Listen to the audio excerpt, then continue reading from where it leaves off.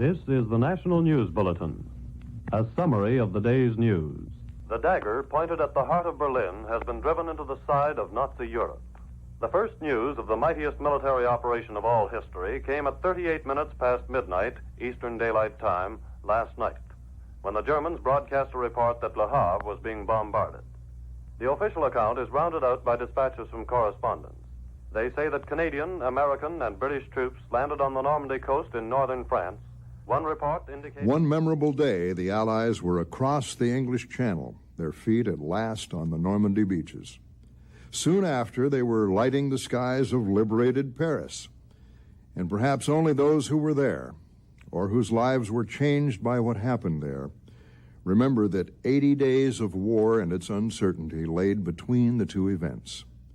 History waited on the men trapped in the mud-soaked fields of Normandy until they were able to break out of that agony of isolation and move toward their destiny, changing history's course.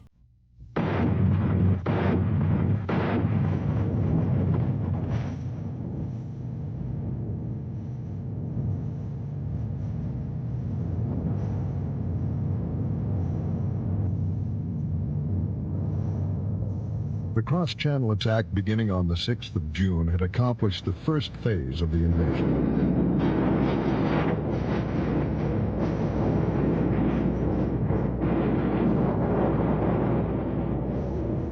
The second phase called for the Allies to expand their foothold. They needed space to maneuver, room to handle the large amounts of men and materials streaming over from England. Their first objective, then, was to merge all the beachheads into one, and together 50 miles of men would drive on beyond the red sands through the broken wall.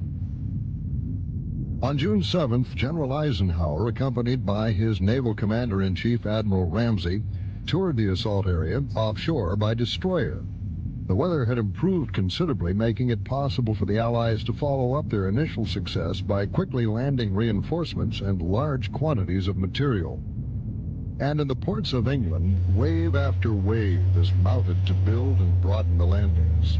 The Allied Expeditionary Naval Forces execute their mission to assure the safe and timely arrival of troops, weapons, and supplies. A mission which will have a profound effect on the history of man.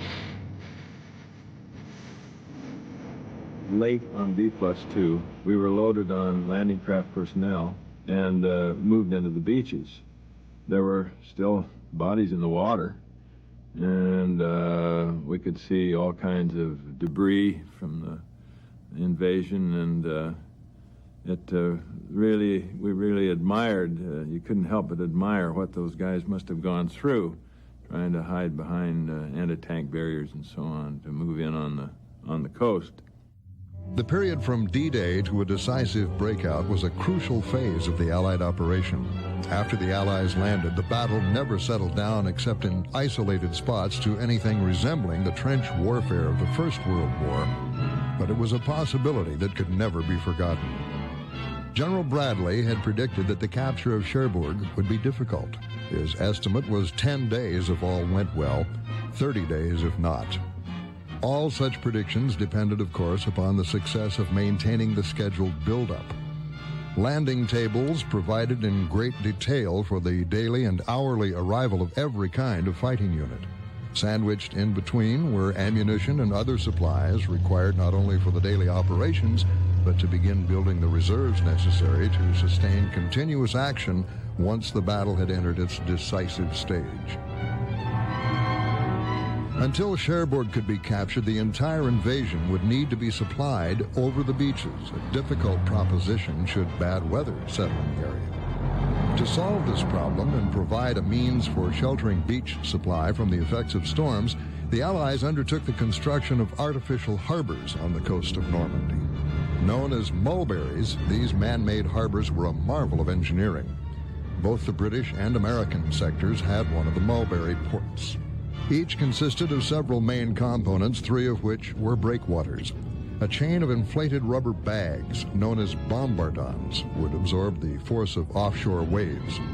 Within this outer perimeter, phoenixes, which were hollow concrete barges 5 stories high, and gooseberries, obsolete merchant ships, were positioned and sunk forming the outer walls of the Mulberry ports. Ships would enter through the gaps between them and discharge their cargoes onto floating pier heads. The supplies would then be driven ashore via floating roadways. Completed the week following the invasion, the Mulberry harbors allowed ships and landing craft to unload in any except the most vicious weather. The elaborate equipment to facilitate unloading and other types of gear required in the operation of a modern port were planned for and provided.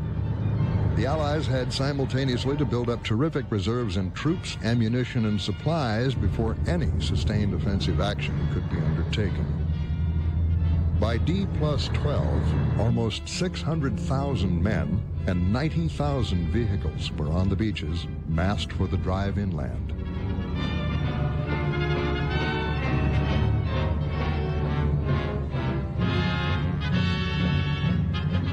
As in every campaign in World War II, one of the first orders of business following the invasion was the quick construction of airfields from which to support the advance of the ground forces. Experienced construction units built new airfields on the continent as fast as they were called for. In each case, the strips were in use in a miraculously short time after the men started work.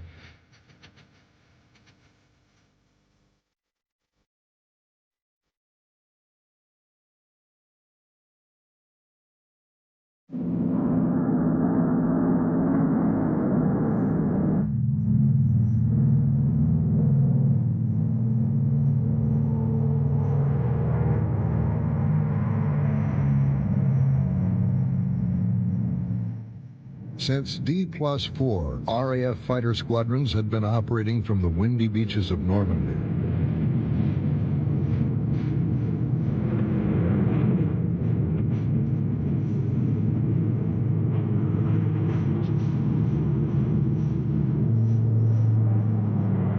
In Normandy, when we were going in, the Luftwaffe made token raids on the beaches. And I say token, usually it was maybe 2 or 3 planes. And they would fly very low to avoid any aircraft, and they'd fly right along the beach. But they were very ineffective. And by that time, the air power of Germany had been just decimated. And there were no threats whatsoever.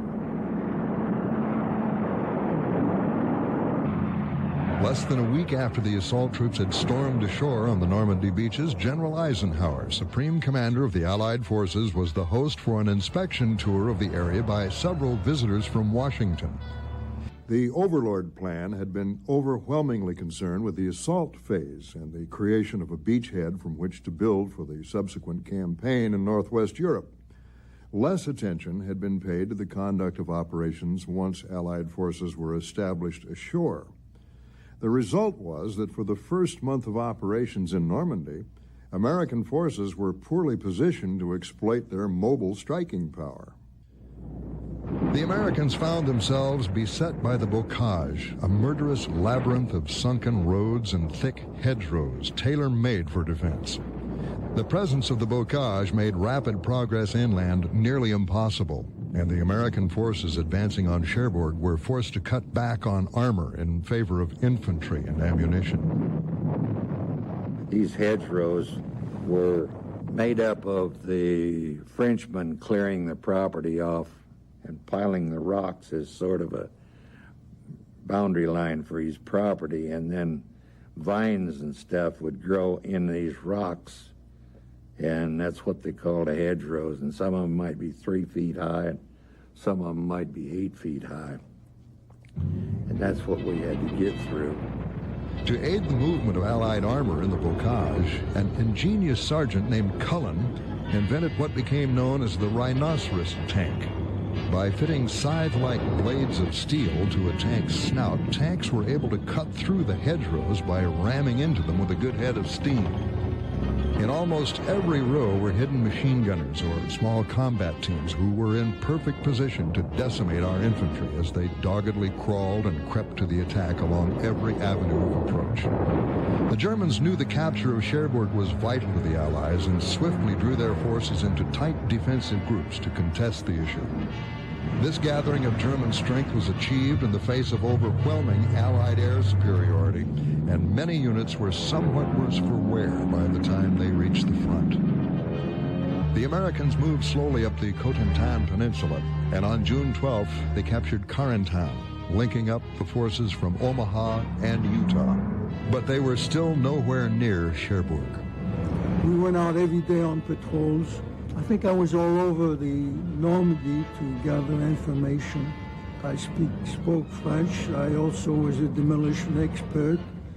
We had captured some German equipment, and we had some very odd German equipment. That was a motorcycle with a couple of tracks on each side, which one was riding the motorcycle, two of us were in the back.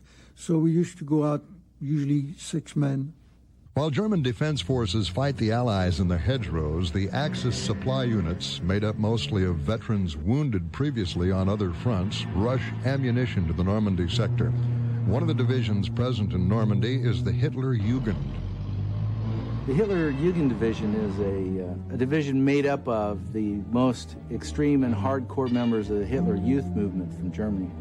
And these are very dedicated young men who are very imbued in the cult of Hitler, and they're very deeply Nazi in their orientation. Now, the Americans will capture some of these soldiers, and to them it'll be a joke that there's such young men out there fighting. And they'll keep them overnight, take their weapons away, turn them around, send them back to the German lines saying, "You're too young, go home, you shouldn't be here fighting." And they'll go back to the German lines, simply get new weapons, and turn around and fight the Americans again. General Bradley had predicted that the capture of Cherbourg was going to be a rather nasty job, and counted on speed and boldness as much as upon the strength of his assaulting forces to gain an early decision in that area. The combination of the Bocage country and determined enemy resistance had instead reduced gains to a matter of yards. American GIs of the 7th Corps assigned to the job encountered stiff resistance from the defending German garrison. After 2 weeks, the German defense of Cherbourg had inflicted severe casualties upon Allied forces.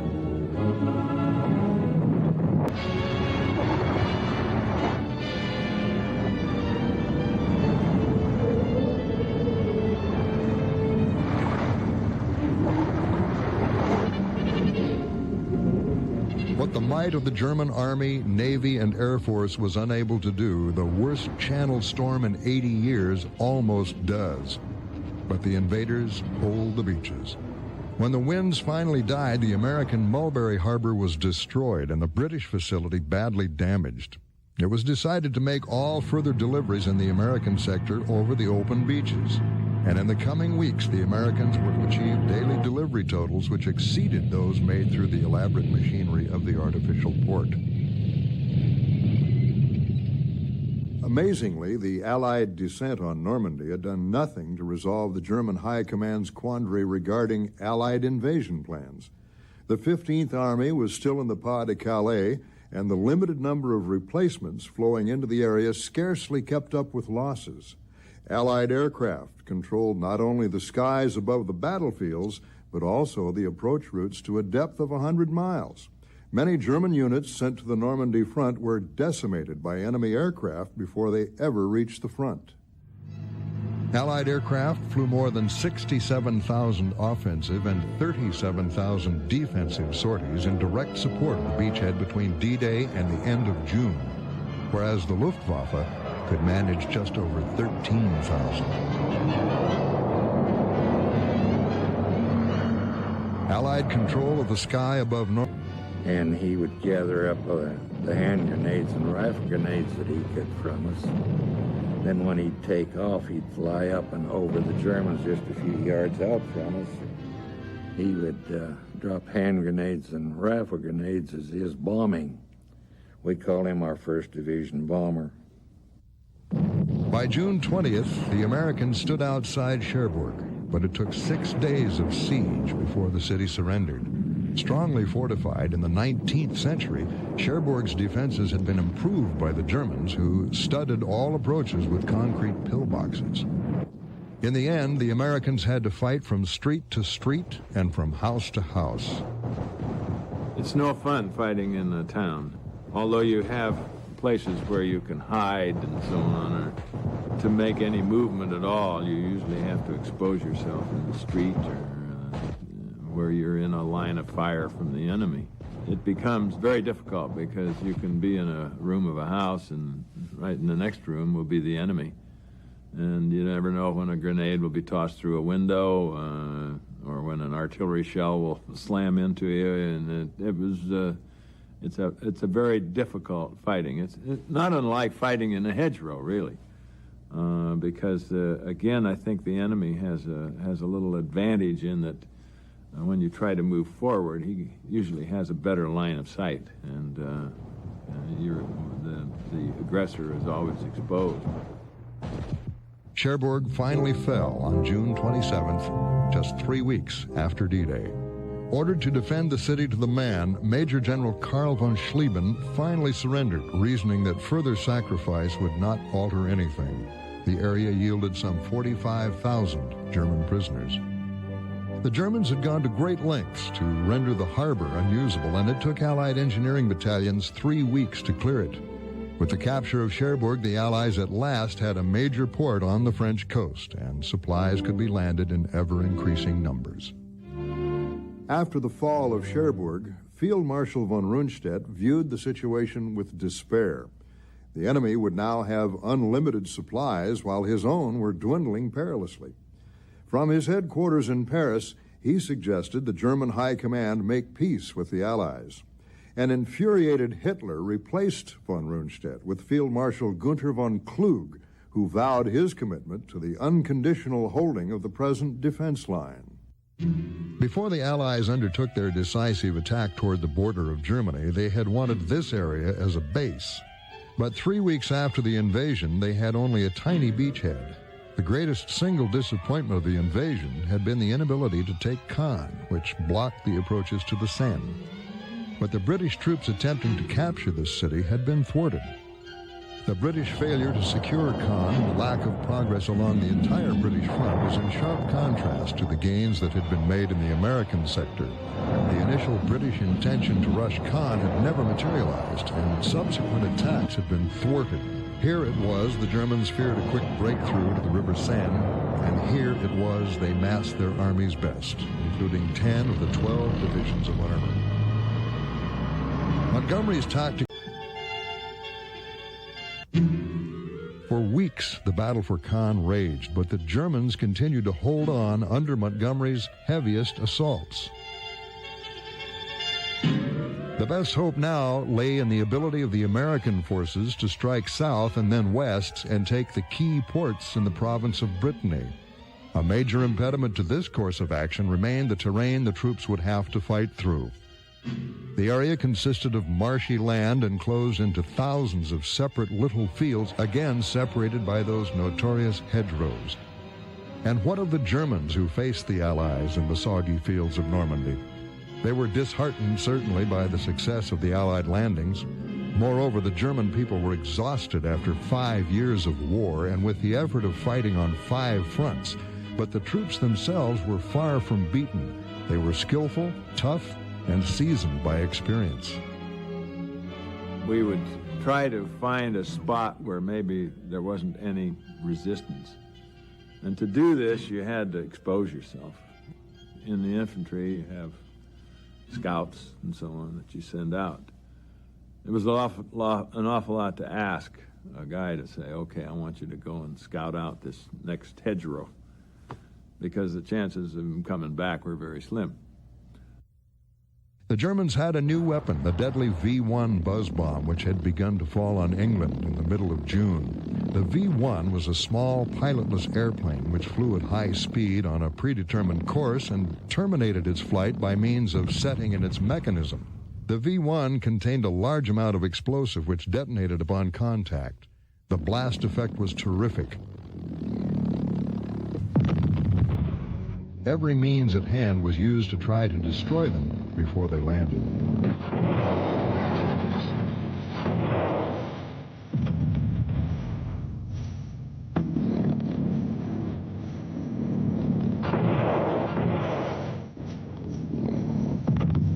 By the end of the summer, V-1 attacks had taken over 6,000 lives and destroyed 75,000 buildings.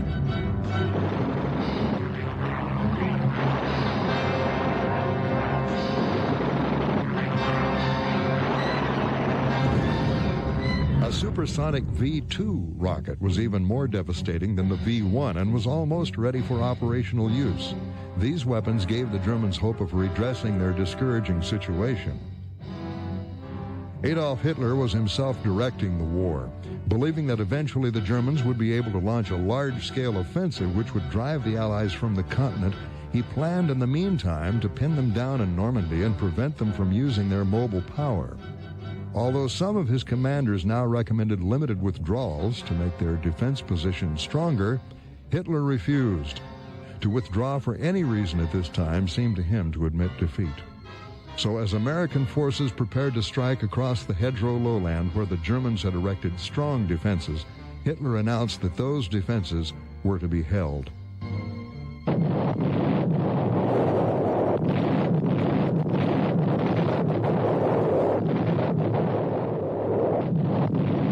The American attack began in the dawn hours of July 3rd, and it lasted for 17 rain-soaked, agonizing days.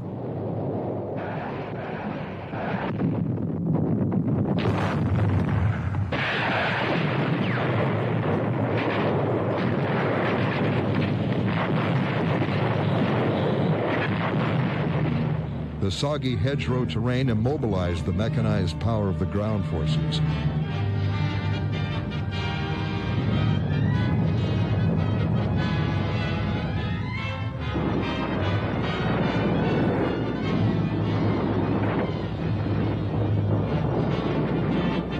The slow, painful advance was measured in yards, a hedgerow at a time.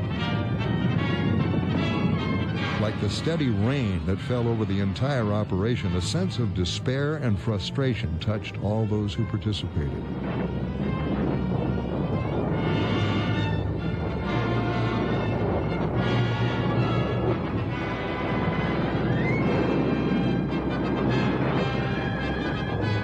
To offer a lift to morale, General Eisenhower personally decorated a number of GIs who had distinguished themselves in battle. I can only remember one man who got an extra stripe was a platoon sergeant. The only thing you got is what everybody got, the ETO ribbon with the battle stars, so for every battle, arrowhead for the jump and things like that. But everybody went in as a private and left as a private. The need for nourishing food and sufficient rest became matters of primary concern for even the most hardened combat soldiers. If they were to stay in good fighting trim, these needs had to be satisfied periodically, even though it meant they had to be pulled out of the lines in a tough campaign.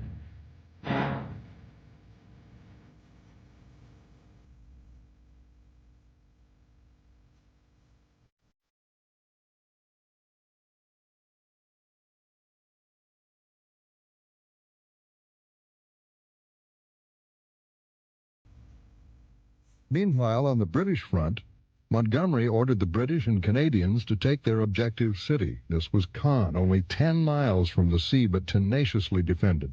The remaining civilians would be warned by leaflets that would be followed by bombs.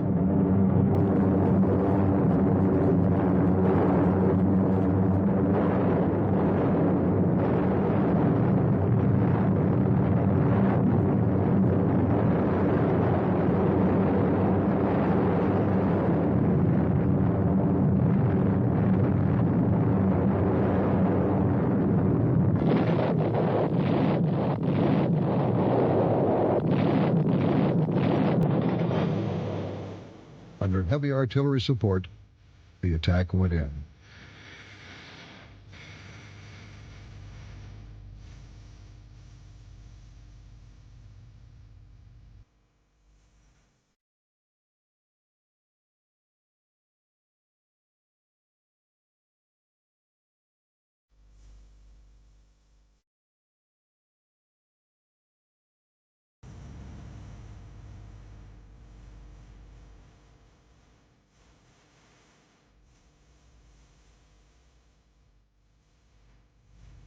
On July 9th, what was left of Caen was liberated.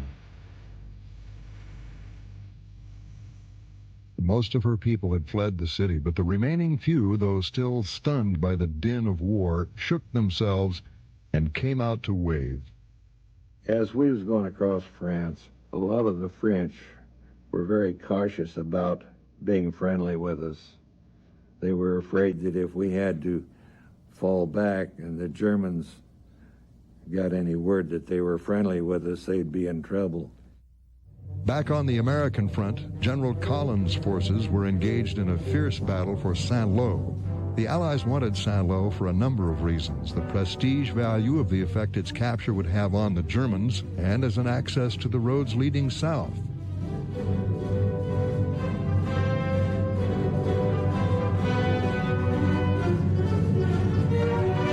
It's also difficult to move through a city lots of times because of the rubble that usually in difficult fighting, why there's been a tremendous bombardment of artillery, maybe bombs, and you're climbing over piles of bricks and things of that kind. So it's not a pleasant way to fight a war.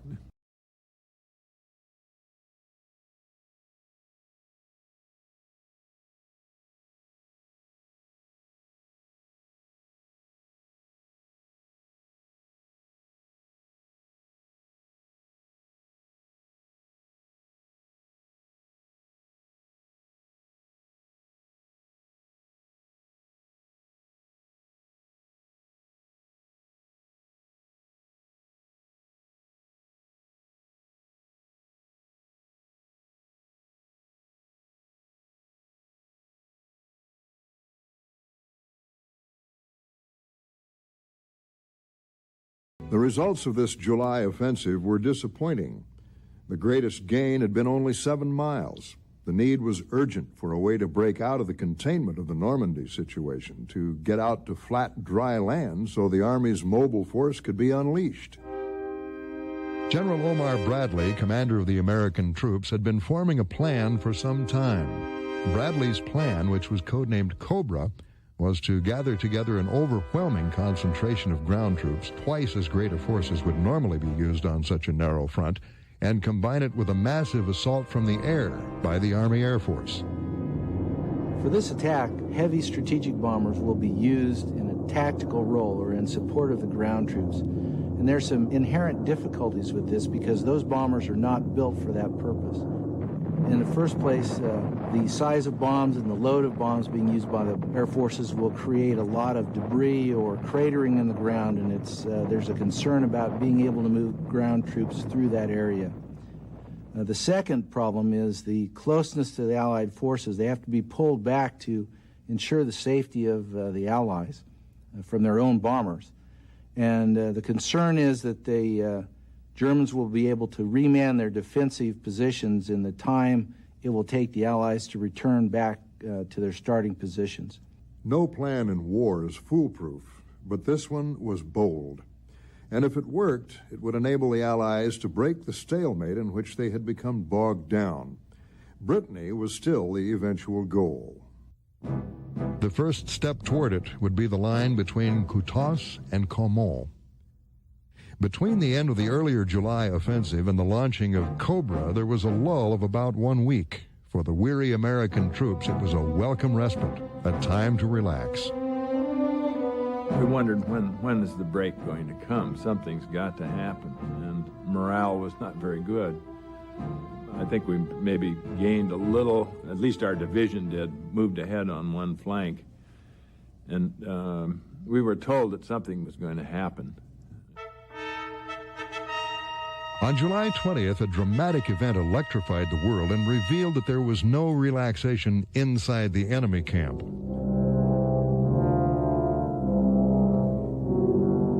In Prussia, a planted bomb had demolished Hitler's map room in an attempt to assassinate Hitler, but the plot had failed. Incredibly, the intended victim still lived. Now, as he visited the mangled survivors, his Gestapo was exterminating 5,000 suspects.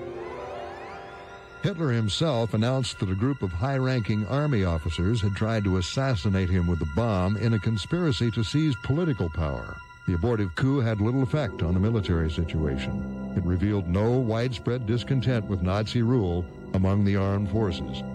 The combat soldier was too busy simply trying to remain alive. And the information about the German situation, which the Allies wanted as Cobra neared its jump-off date, was of a considerably more immediate nature. Did the enemy have enough reserves available to counter the attack?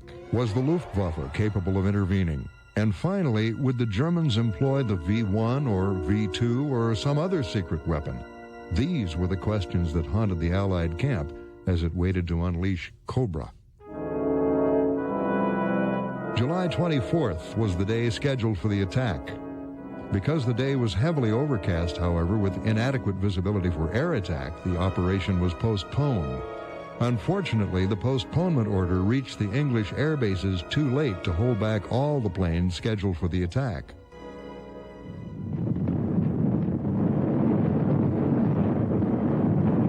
The bombardment from the planes that did not receive the postponement order was not great enough to damage German positions seriously, and tragically, some of the bombs fell on American positions, killing 25 men and wounding 131. Alerted to the threat of a ground attack, German artillery gave American forward units a hard time for the rest of that day.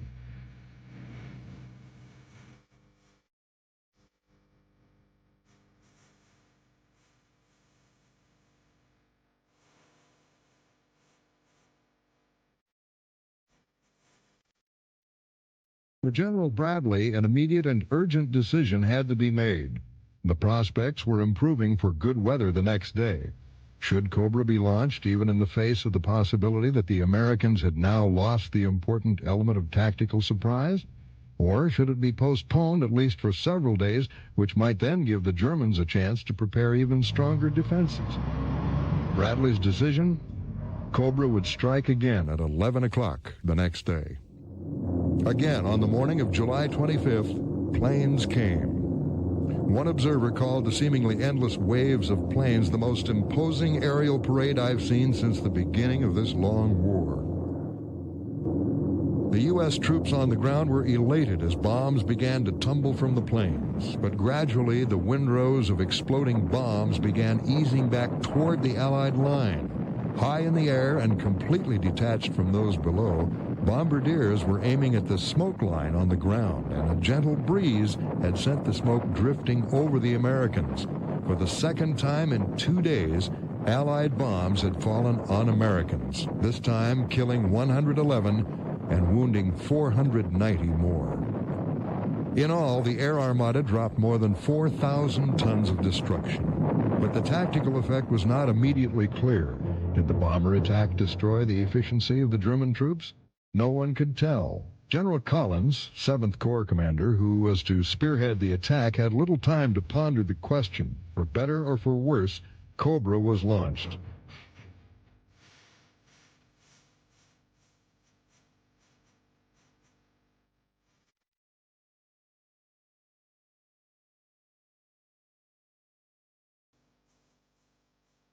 Their immediate objectives were the towns of Marigny and Saint-Gilles.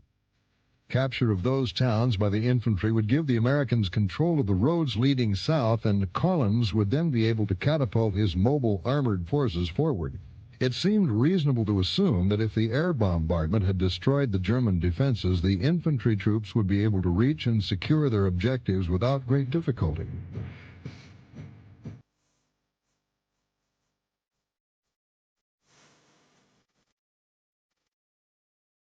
To their surprise, they met strong resistance.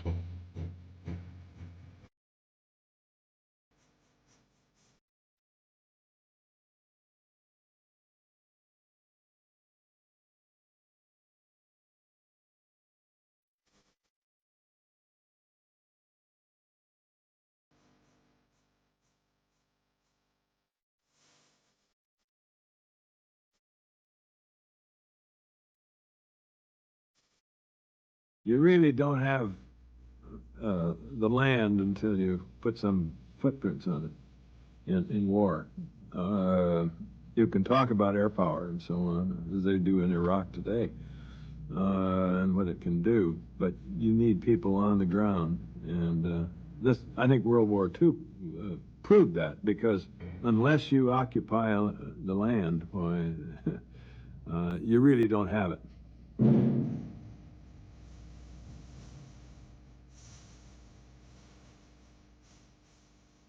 At the end of the first day of the attack, Marigny and Saint-Gilles were still in enemy hands.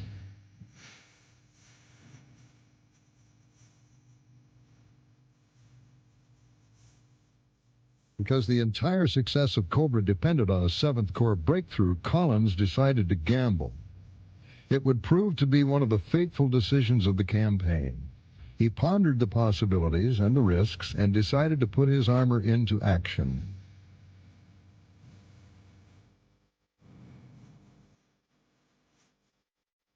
As the Americans ground their way forward, German defenders found themselves in an increasingly difficult situation. The terrain behind the front favored the attacker, and the Allies had secured a potentially overwhelming superiority on land to complement their superiority in the air. The Allies now had more than 1 million men in Normandy, divided between the 26 divisions of the 1st U.S. and 2nd British armies. While many German commanders supported the withdrawal of troops to the shortest possible defensive line on the Franco-German border, Hitler balked at the idea. Tormented by the disloyalty made evident by the attempt on his life, Hitler grew ever more distrustful of his military commanders. Increasingly, it appeared to him, he had to direct the war himself, and he directed the Wehrmacht to stand and fight.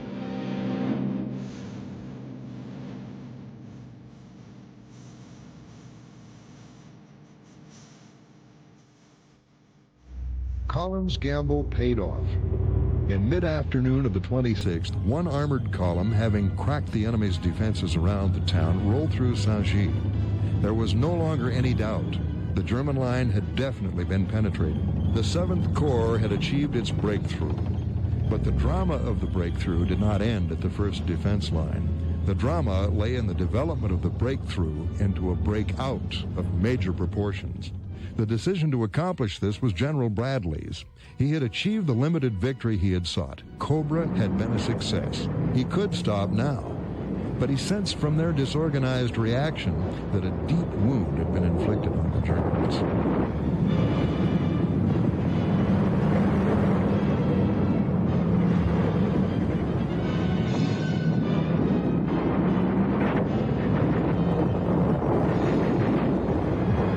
The Americans pressed their attack through rapidly crumbling German defenses. By July 27th, complete breakout from the Normandy beaches had been achieved. The American 4th Armored Division advances 25 miles in 36 hours. The Germans retreat in an attempt to regroup. An interesting aspect of the subsequent campaign is that at the end of July, the front had barely advanced beyond where it had been at the end of June. Yet within another month, most of France was cleared. Such was the totality of German defeats in August. General George Patton appeared on the battle line as the commander of the new U.S. Third Army. A freewheeling, don't-worry-about-the-flank combat leader, he is the ideal choice to exploit the breakout. He sends a strong spearhead force slashing toward the border. Within 3 days, his 15th Corps armored spearheads have wheeled as far east as Le Mans, deep to the rear of the German army. Initially, the German forces that had been engaged against the Americans at the beachhead in Normandy had reported that U.S. forces lacked aggressiveness.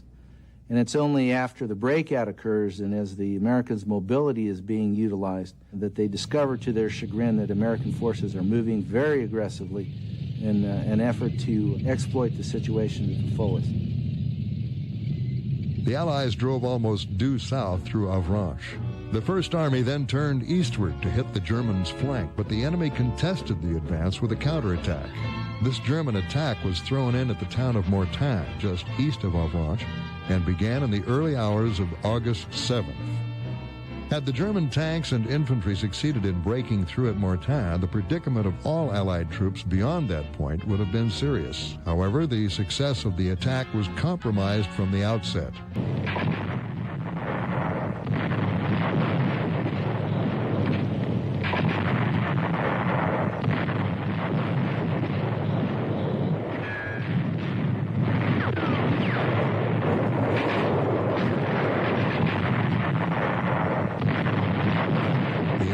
30th Division had not been reinforced, and most of its roadblocks were quickly overrun. Recognizing the seriousness of the situation, infantrymen from the foremost battalions withdrew to higher ground overlooking Mortain, dug in for an all-round defense, and called down artillery fire on the advancing German army.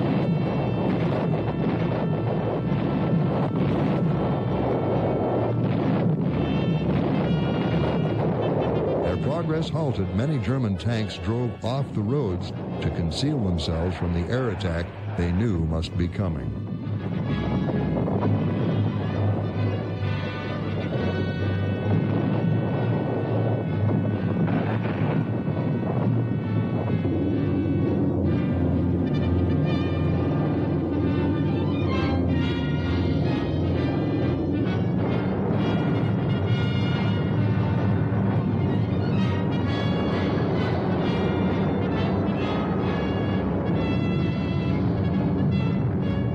Cooperation of the Allied Air Force against the enemy attack was extraordinarily effective.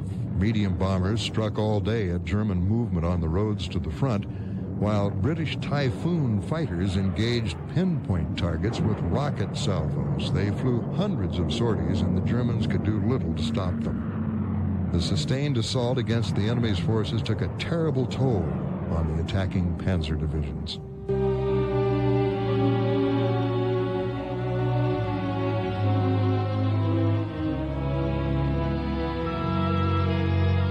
Successfully withstanding the brunt of the German attack, the Allies now moved to encircle the forward enemy units.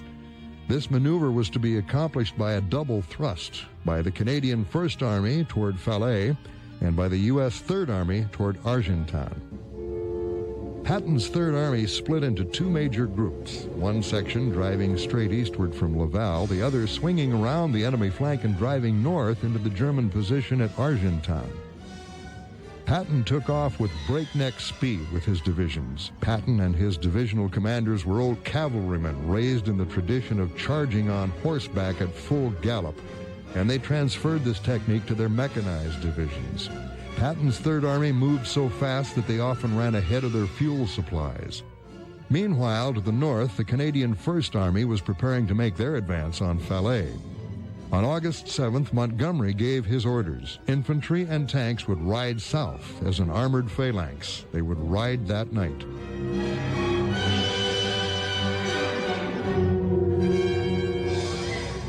Promptly at 2300, with artillery firing flares to mark the targets, more than 1,000 heavy bombers dropped tons of bombs to blast a path for the Canadians. At 23:30 came the order to move out, and the ground attack started as two armored brigades led by flail tanks moved forward. Behind them came the infantrymen. Searchlight beams bounced off low clouds to bathe the field in artificial moonlight. The weight of the destructive forces from the ground and air, as well as the impetus of the tank infantry pressure, gained the Canadians 3 miles during the hours of darkness.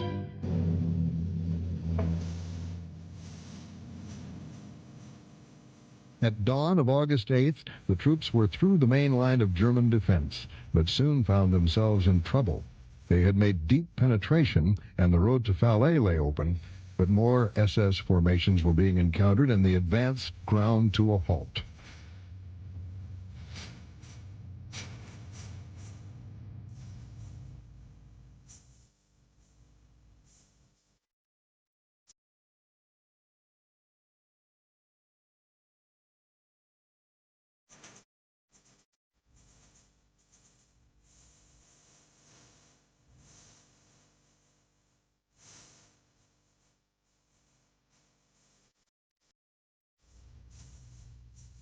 Three days after it began, the attack was spent.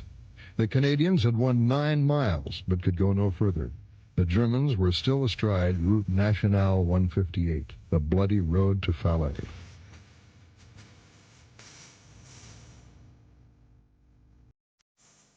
By the night of August 13th, the American 4th Division, under the command of Wade Hayslip, was on the outskirts of Argentan. Hayslip was certain he could reach Falaise and link up with the Canadians who had stalled on their drive from the north. Together, they could prevent the escape of the two German armies in Normandy through the gap that remained between the two Allied forces.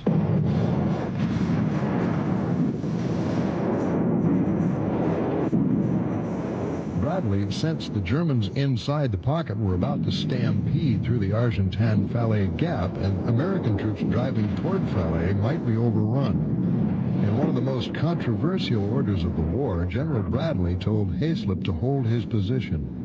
Bradley preferred what he termed a solid shoulder at Argentan to a broken neck at Falaise. Bradley later explained that he wanted to avoid a head-on collision between Americans and Canadians that might lead to a fight between friendly forces, and further felt it was necessary to await Montgomery's invitation to begin closing the gap. But no such invitation was forthcoming. Montgomery was sharply criticized by American commanders for his failure to close the Falaise gap. The arrogant Patton proposed to Bradley, "Let me go on to Falaise and we'll drive the British back into the sea for another Dunkirk." Montgomery's failure to invite Bradley to close the gap may have stemmed from the fact the Canadians were preparing to resume their attack toward Falaise. That assault came on the 14th of August, a hot summer day in Normandy. The Canadian 3rd Infantry and 4th Armored Divisions were to proceed in as narrow a column as possible. As had become the normal practice, the attack was to be preceded by a massive aerial bombardment. The foot soldiers loaded into armored personnel carriers they called Holy Rollers, and just short of noon, they headed toward the sun and Falaise.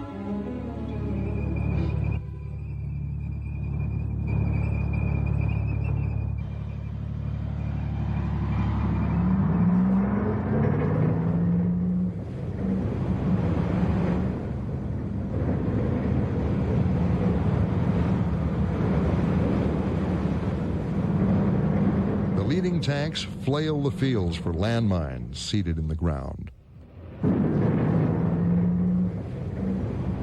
The obscuring dust they create and a mix-up in signals confuse the supporting aircraft, and Allied bombs fall among Canadian troops, killing 150 and injuring many others.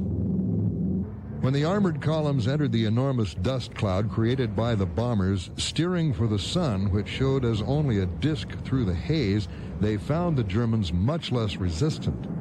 Whenever the Canadians pressed hard, they took the ground they wanted. Many German strong points within the pocket lay within the range of Allied artillery, and all were vulnerable to air attack. Squadrons of RCAF and British Typhoons pounded furiously on the enemy.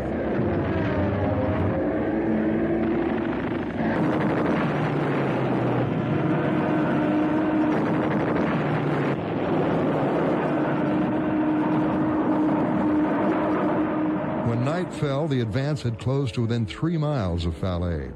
The Germans were now confined to a horseshoe-shaped pocket 40 miles long with a 25-mile opening to the east, and the gap was narrow.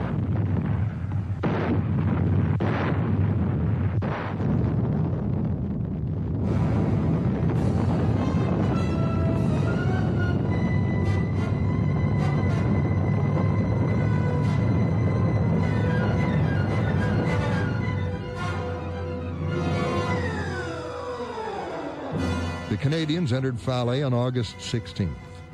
The birthplace of William the Conqueror was rubble. That night, without Hitler's permission, Field Marshal von Kluge ordered the first of his troops to begin withdrawing. Several nights would be needed to get all of them out, if the sides of the pocket could be kept from closing in and the exit, now only 20 miles wide, could be held open. By August 18th, the gap was only 6 miles deep and 7 miles wide. Pounded unmercifully by air bombings, artillery, and armor, the Germans retreat in stunned disorder. The commanders desperately urge their troops to hold open the mouth of the closing pocket. Their hope is to save their Panzer Division for a stand at the Seine River. Caught in the giant pinchers between Falaise and Argentan, the Germans suffered staggering casualties. Approximately 10,000 German soldiers died in the Argentan-Falaise pocket.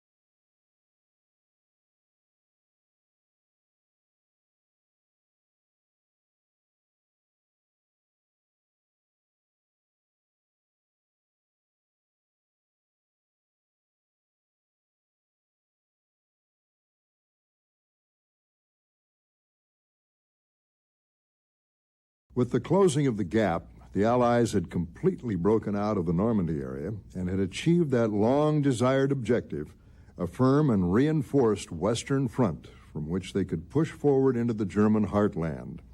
Now, the race to Paris is on.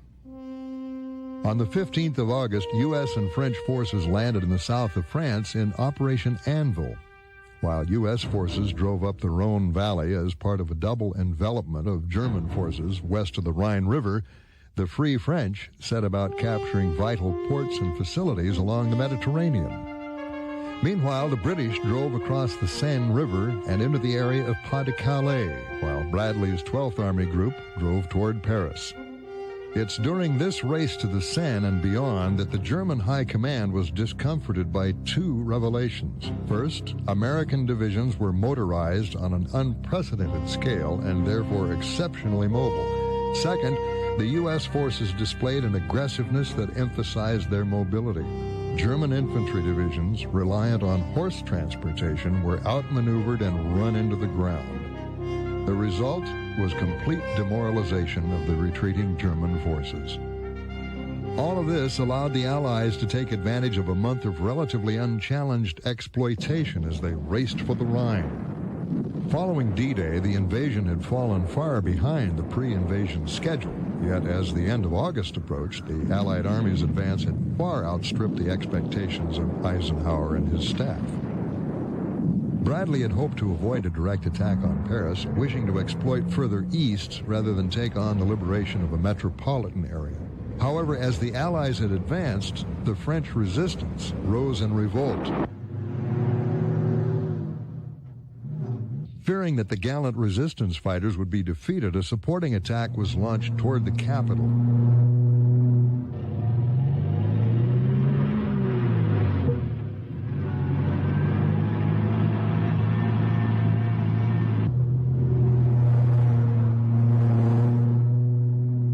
On the 25th of August, Paris was liberated by the Free French 2nd Armored Division and U.S. forces. France was free again, and the Allies celebrated the moment.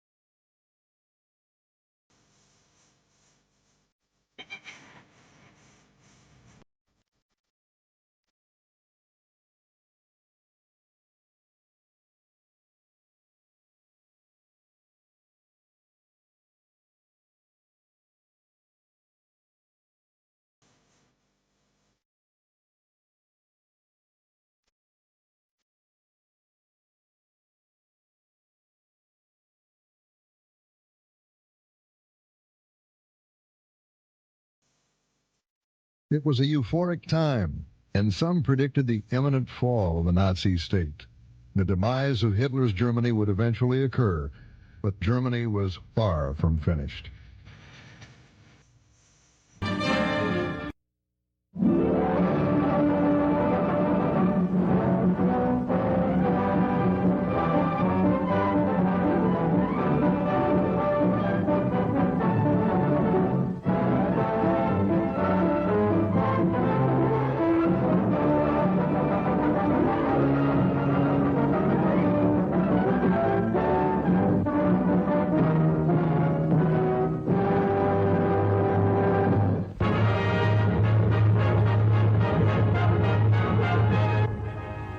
The Atlantic Wall has been penetrated.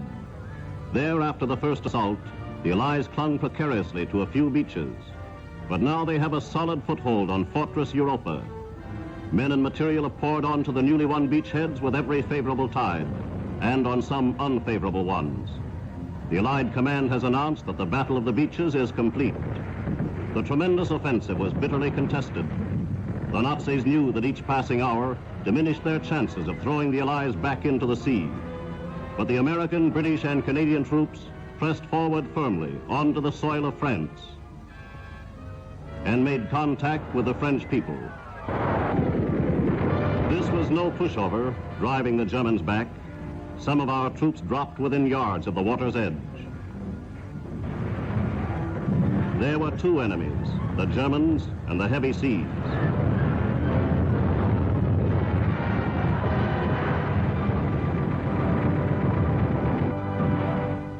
German prisoners were taken almost at once. American and British aircraft supported the shock troops magnificently, preventing the Germans from marshaling reinforcements. American marauders plastered peaceful-looking forests, the hiding places of Nazi tank formations and vicious dumps of high explosive.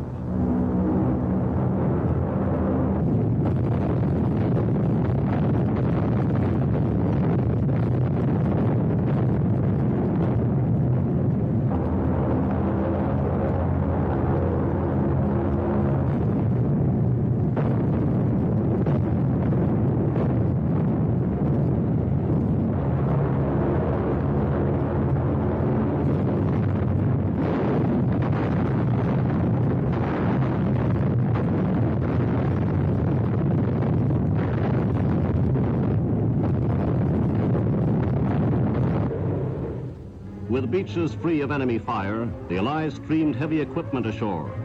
Lumbering bulldozers set about clearing the way for vital air landing strips. The blast of Allied shells left shattered German defenses and many dead German defenders. Survivors were given prompt attention by medical corps men. Some were grateful, many bewildered by the smashing Allied blow.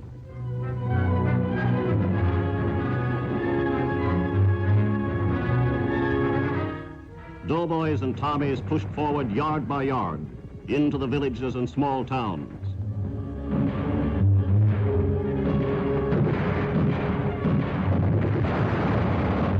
And more prisoners fell into their hands. Some were still arrogant, reluctant to raise their hands in defeat. Landing craft carried the captives back to England. This then is Hitler's invasion of Britain. They come now, defeated men, to the confinement behind barbed wire.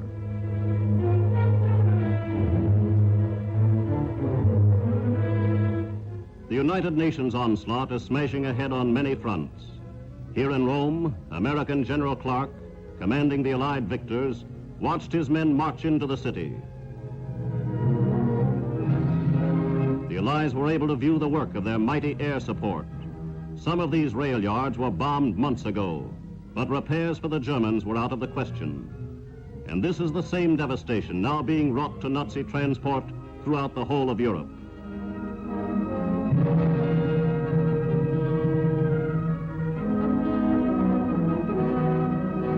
In their triumphal entry into the Eternal City, United Nations troops moved past great monuments of antiquity. The long history of the ancient city has seen few more joyous events. The liberators were acclaimed with ecstatic fervor. Rome is the first great capital to be freed from the enemy.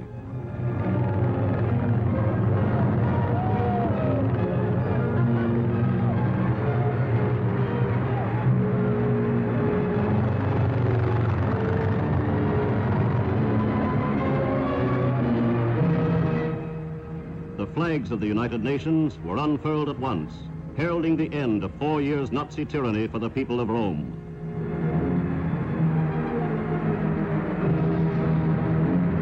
And here is the balcony of Piazza Venezia, where Mussolini once harangued his people. But suddenly there is excitement in the square. A bomb has been thrown into the former German headquarters. The Italian people discover that Quislings were hiding inside.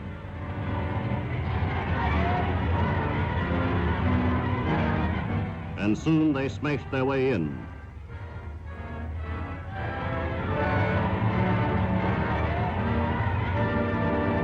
The traitors who collaborated with Germany find little forgiveness in the hearts of the people. As General Clark rode through the capital, American flags found their way into the hands of liberated Italians.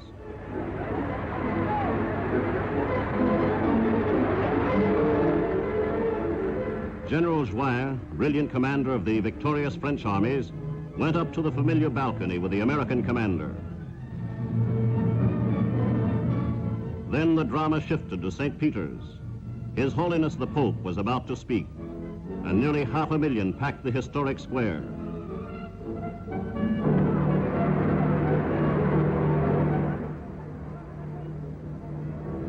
Pope Pius had this to say: "Thanks be to God, Rome has been spared the horrors of war. We should show our gratitude by good works and charity, and cease from hatred and rancor."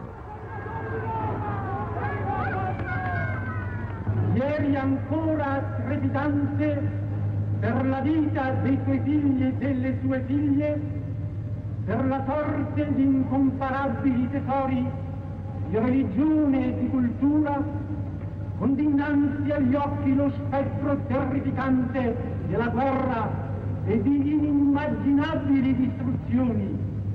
Guarda oggi con nuova speranza e con rinnovata fiducia alla sua salvezza.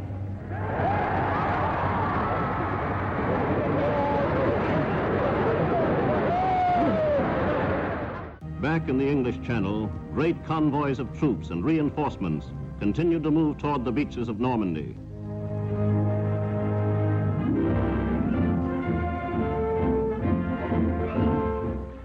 The beachhead already had expanded to 50 miles, and they put ashore the complete equipment of a highly mechanized army.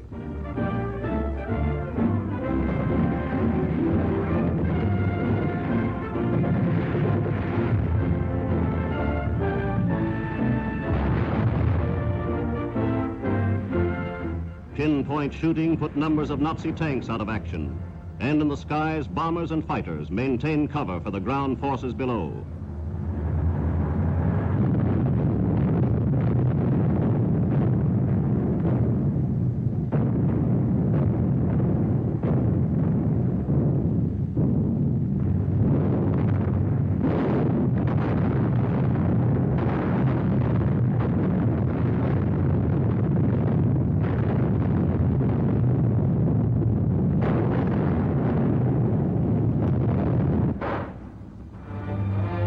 Troops are received as long-awaited friends.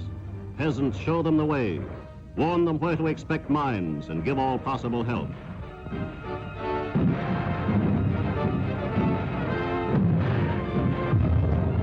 The Allies have found firm resistance and are prepared for even stronger contests.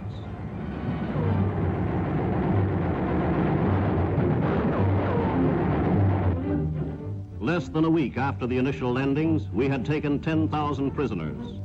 There is much hard fighting ahead, but the Germans are now faced with a three-front war: in the northern reaches of Russia, in the mountains of Italy, and here against this most tremendous military operation in history.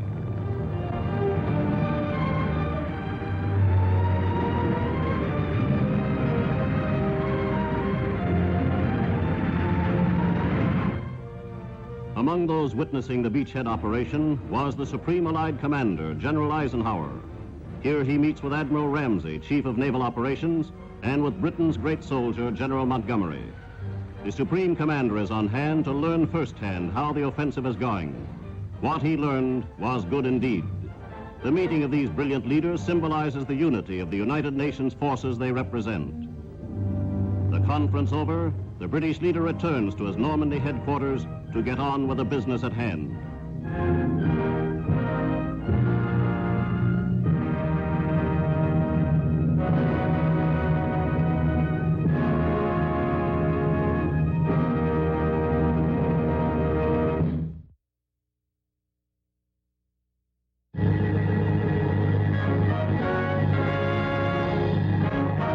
The Battle of Normandy storms ahead. American forces have cut a wide path from coast to coast across the Cherbourg Peninsula. The feat of putting ashore a highly mechanized army is stupendous beyond anything in the history of warfare.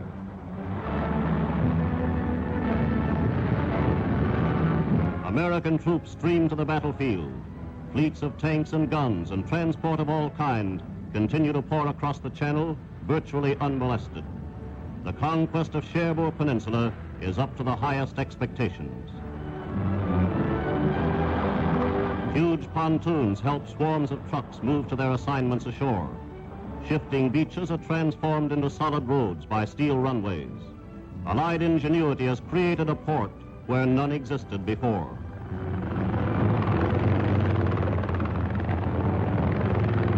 German prisoners stream to the beaches, bewildered, hopelessly depressed men. This is the March upon Britain, version 1944. These men are evidence that the Allies are chewing deeper and deeper into the Atlantic wall.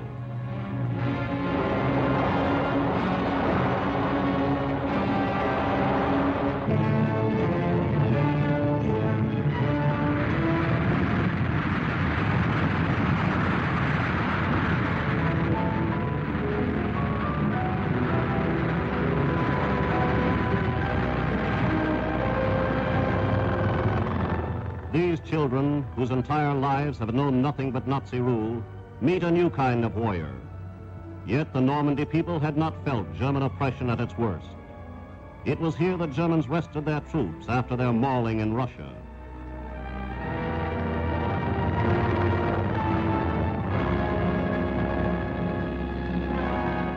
Lumbering bulldozers set about at once to construct airstrips. In a miraculously short time, Allied fighters were putting them to effective purpose.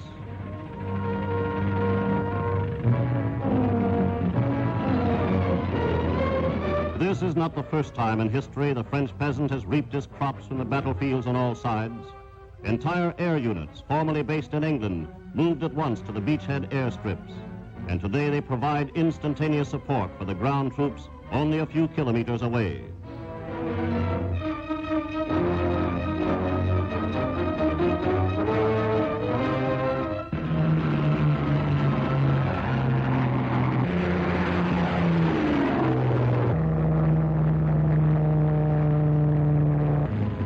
One of the first soldiers to land on the fields was the Allied Supreme Commander, General Eisenhower. With him was United States Chief of Staff General George Marshall. Together they tour the Normandy battlefield and plan new surprises for the Nazi command. Both expressed complete satisfaction with what they saw.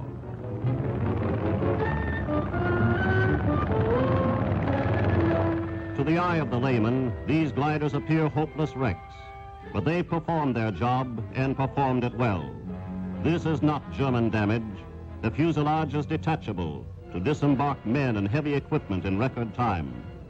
Someday the full story of the service of the airborne troops behind the German lines will be told.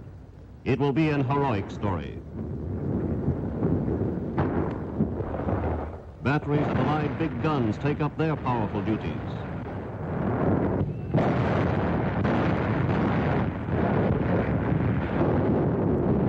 Self-propelled guns move inland and keep the retreating foe within range. American trucks and transport of many varieties keep the forward troops well supplied.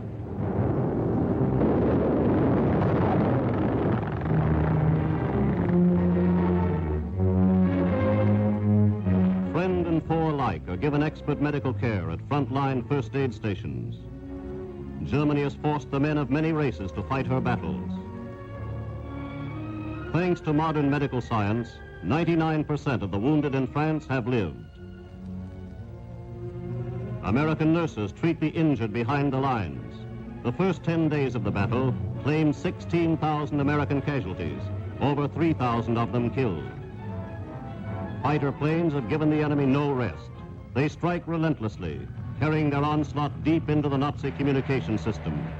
Trains and staff cars, tanks, gun batteries, and ammunition dumps are picked out with amazing accuracy.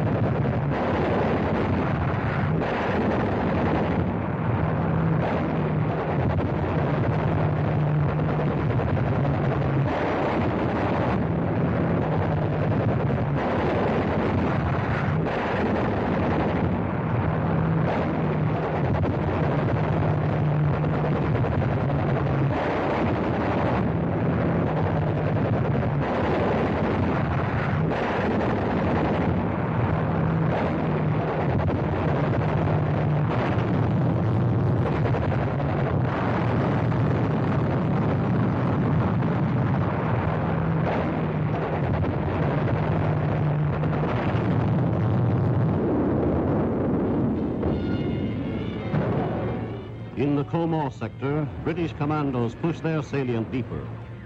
As these pictures were made, United Nations troops held firm to 600 square miles of Western Europe.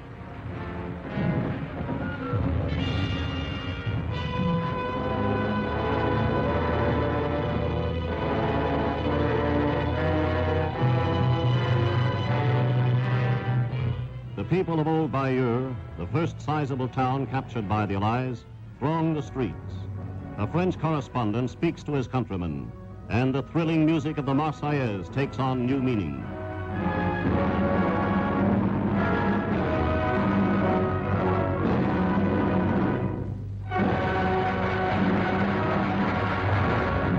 Deliverance has come so suddenly to these people, they are slow to realize the nightmare of occupation is over. This is but a foretaste of things to come as the Allies move forward. The V for victory sign, once the symbol of a hope, is now a reality. The man with whom that symbol is chiefly associated comes to the soil of France. Winston Churchill brings with him Field Marshal Smuts and the Chief of the General Staff.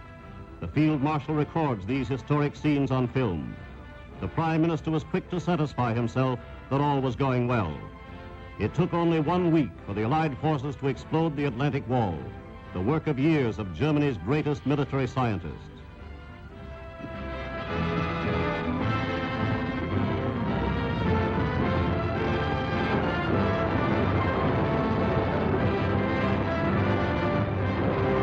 The Prime Minister and his party returned to an Allied destroyer, returned with complete confidence of still greater victories to come.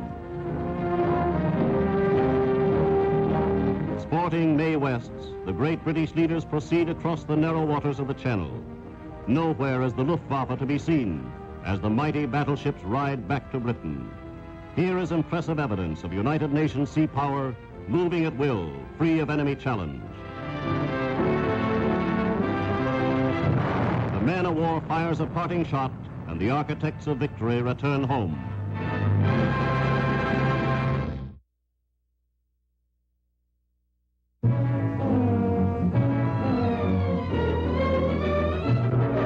The spotlight on the Normandy fighting has moved eastward.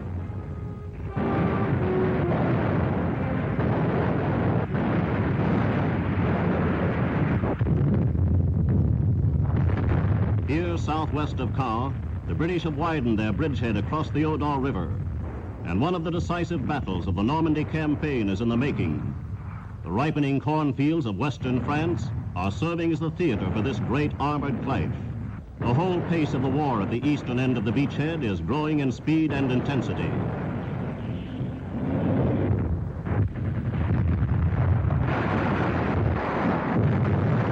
It is here the enemy has massed his panzer forces. Rommel, the defeated Nazi from Africa and Sicily, has thrown the elements of 7 armored divisions into the battle. But so far, these forces have been committed to the battle piecemeal, and he has nothing to show for his repeated counterattacks but dead tanks and dead defenders. Rommel is now face to face with his old desert foe, General Montgomery, and it's expected the Nazis' defeat in the desert will find its counterpart here in France.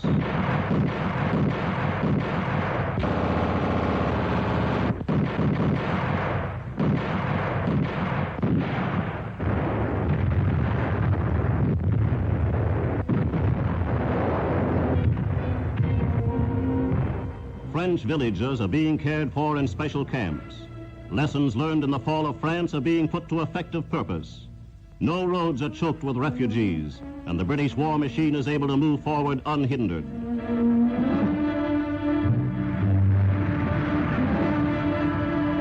The swelling hordes of Nazi prisoners afford new proof of the growing vulnerability of Hitler's military machine. Youngsters 15 and 16 years of age are commonplace in this sector. Over the rich soil of Normandy, Montgomery's infantry probed new salients and consolidated its bridgehead. The wedge across the Odon River is posing an ever-increasing threat to the town of Caen. That rail and road junction is one of the most important enemy bastions in Normandy. It is being defended with determination.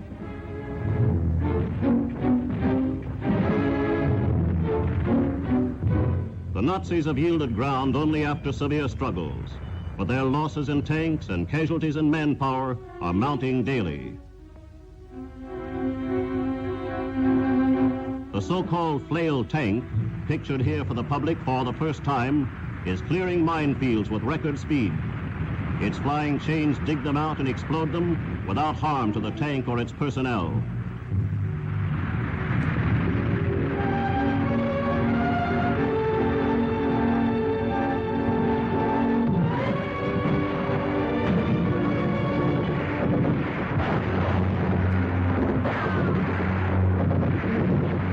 The Allied pressure in Normandy is gathering increasing force. This is a mighty task ahead, but it will be fulfilled. The liberators have been trained and equipped magnificently. They pour onto the battlefield with confidence in their ability and in their cause.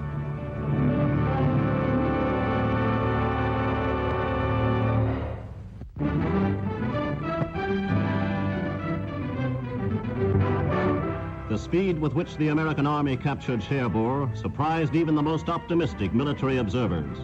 To the Nazis, the loss of this third largest port in France represents a tremendous defeat. During the first few hours, 20,000 prisoners fell into Allied hands. Here and there, a few women are discovered in pillboxes. Well over 40,000 Nazi prisoners have been taken in the Normandy fighting, and the count is far from complete. The defeat at Cherbourg is a shattering blow to Germany and her satellites. The Nazis have grown accustomed to defeat in Russia, but here is defeat in the West, where the enemy promised he was unassailable. And Cherbourg is only a harbinger of things to come. Its fall has shattered the last faint hope of a Nazi victory.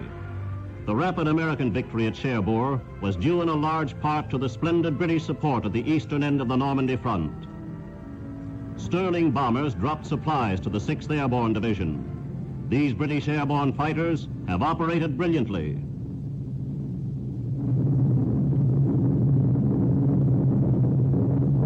Often they attacked behind the German lines, destroying vital Nazi defenses.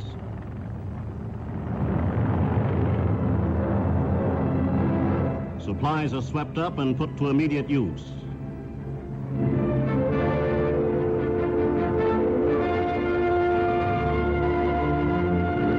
Equipment containers are rushed by jeeps to waiting units. American Air Force pictures reveal the devastating effect of United States bombings. Pillboxes, gun emplacements, and other concrete defenses were destroyed. Also destroyed was the Nazi dream of the fortified line.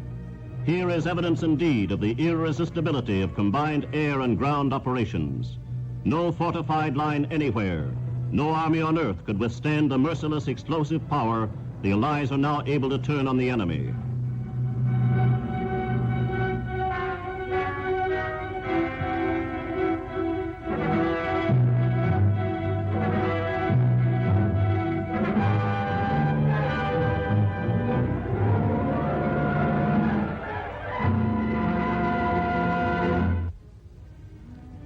The United States 9th Air Force immobilized many of Hitler's launching platforms for flying bombs.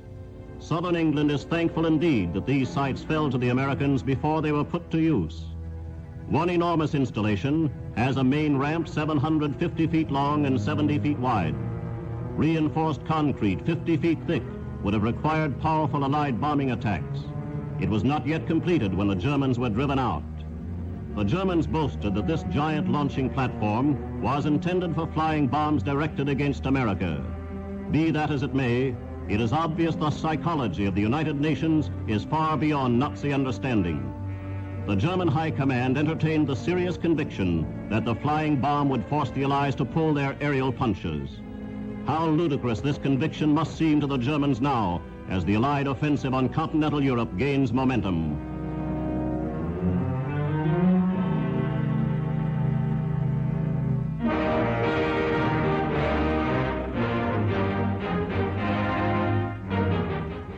Allied warships move into range of enemy fire and turn their big guns against the fortress batteries of Cherbourg. This was the final assault on the great transatlantic port.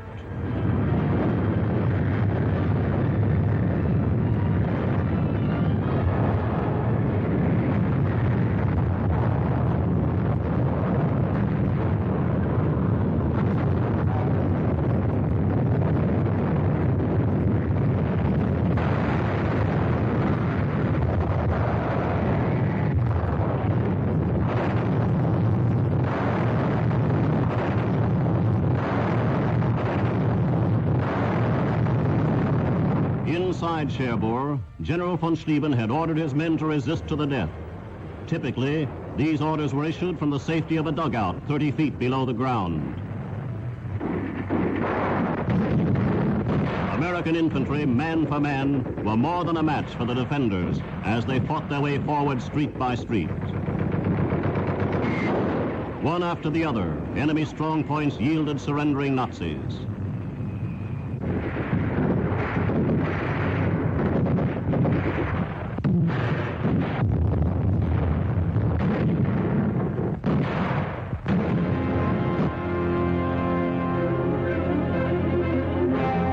Here are Hitler's military bullies in their hour of utter defeat.